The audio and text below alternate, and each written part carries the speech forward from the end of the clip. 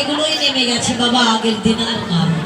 যদি একটু এই যে আমার মামনি দিদিমণি এরা কৃষ্ণ সেজেছে, রাধারানী সেজেছে, দিকে গোপীগণ সখীগণ সেজেছে, তো যদি আমি এই সূর্য পূজার আসরে এদেরকে একটু না নাচাতে পারি তো খুবই যে কীর্তনীয় সূর্য পূজায় যাবে, সূর্য পূজাই জানে না, দেশাচার কুলাচার আগের দিনের কীর্তন ভুলে যান। আজ থেকে 10 বছর আগে যে কীর্তনগুলো আমরা করেছি সে কীর্তন তো না আছে। তাহলে এখন তো ওই যে দেশ বুঝে বেশ, জমি বুঝে চাষ, আমাদেরও তো একটু চলতে হবে বলে। তা আপনারা মনে কষ্ট পাবেন না, এটা নেমে গেছে, আমাকেও করতে হবে নাকি দাদা? রাধে রাধে।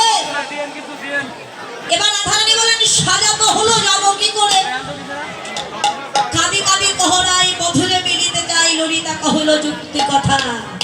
ও দিদিমণি সবাই মিলে এখানে আসতে হবে না, ওদিকেও বসে।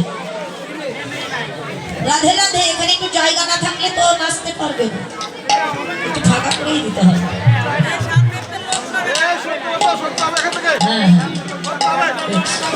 এবার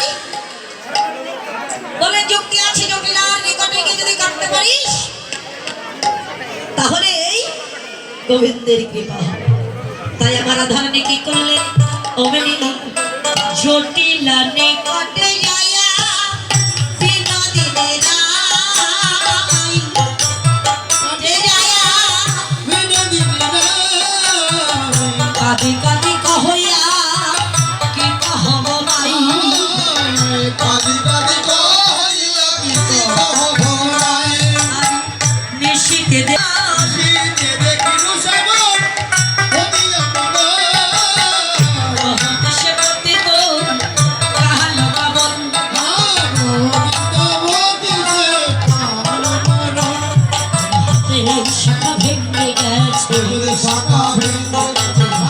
শাখা ভেঙে গেছে।